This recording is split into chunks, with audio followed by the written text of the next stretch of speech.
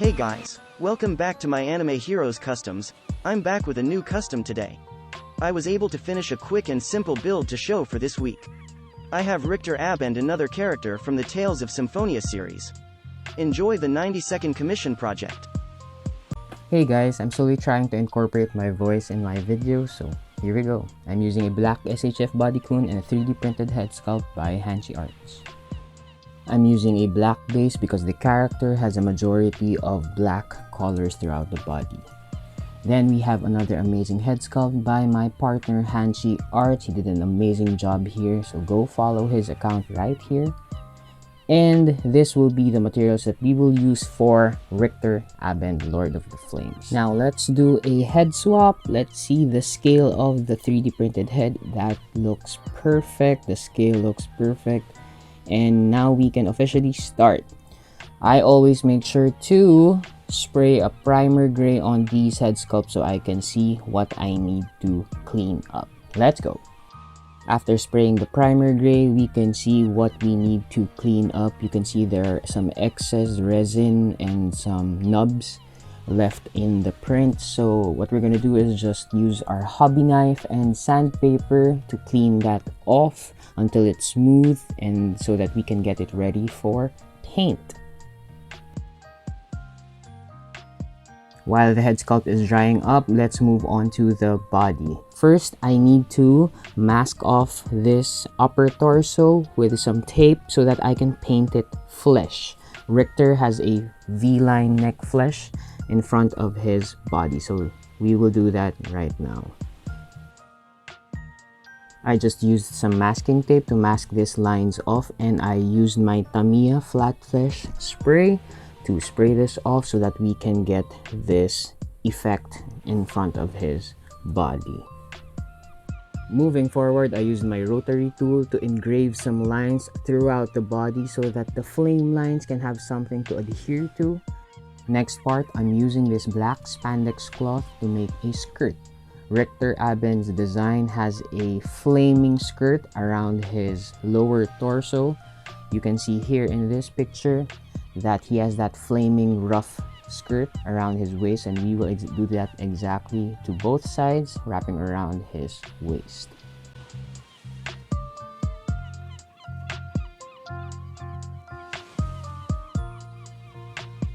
Fast forward, the skirt is now attached. I used some wire on both sides so that it can have some posability, and I added some more details to the torso. Next up, I have this Tamiya orange acrylic paint, and I will start hand painting the flame lines across the body. So I will start with orange, work my way up to yellow, and then red to get flame effects. This might be the most difficult part of the build, the flaming head sculpt, so let's do that right now. I have my silicone pad, and here's another picture of what we are trying to achieve, the flaming head sculpt. I'm using hot glue for this. I'm putting on the hot glue on the silicone pad and making flame-like pieces, and I'm gonna let this dry until we put it onto the head sculpt. So I'm just making some random streaks here so that we can apply it to the head later. The hot glue is now dry, and as you can see, it peels right off because of the silicone pad. And now we have a rough shape of the flame streaks. We're just gonna find our way around the head sculpt and lay it out roughly. I'm gonna use the hot glue again to attach these pieces to the 3D print, just to get a basic shape of the whole flaming head sculpt. So we're gonna continue doing this to the other pieces. Ta-da! Now you can finally hear me say that live. This is my rough layout of the flaming head sculpt. I put the hot glue pieces together. I used the hot glue to put them together and match a flaming style head.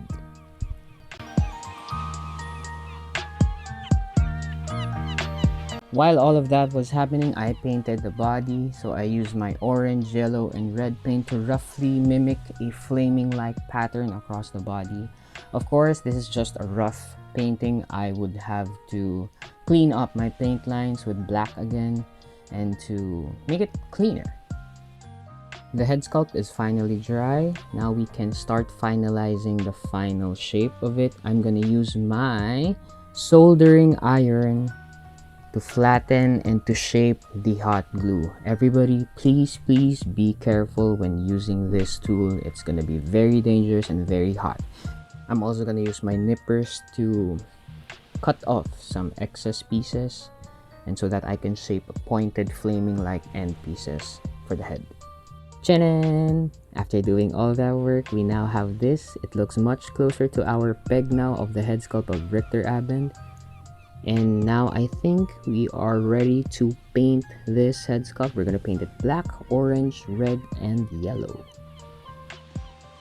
I used some spray paint to achieve this flame-like effect. So I started with yellow, worked my way up with orange, red, and then the final piece is the black at the end. We are almost done. This is the final stretch. We are just going to make some accessories and weapons for Richter. I'm using this SHF sword. I'm going to use hot glue again to shape his weapon, and this barbecue stick, and turn this one into an axe.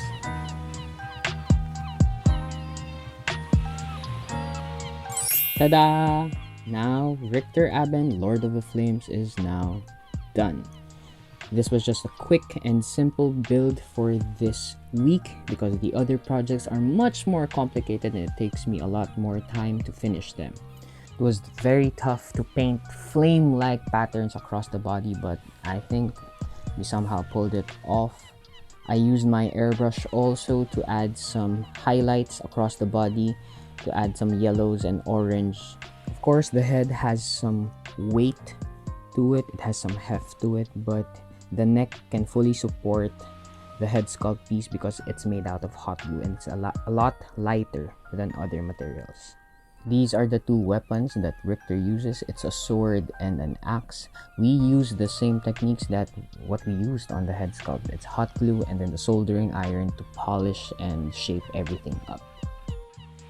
The weapons are a little bit heavy because the wrist has a small ball joint that can only hold up so much of the weight. So I suggest that you still have a stand when posing these accessories.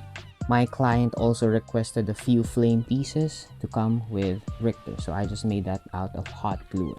And the last feature that we have for Richter is my client asked for a glow-in-the-dark paint, a little bit of glow-in-the-dark paint for Richter, but this one sadly glows a little bit more on the yellow-green side. It's not really orange because of the underlying base color of the paint, but still I think it looks cool and it gives it a little bit more edge of this custom. Let me know guys if you like this style of video more, if you like hearing my voice and explaining the procedures that I did with the custom. I'm trying out new things and I'm open to hearing your comments. With that, jump straight to action poses. Thank you!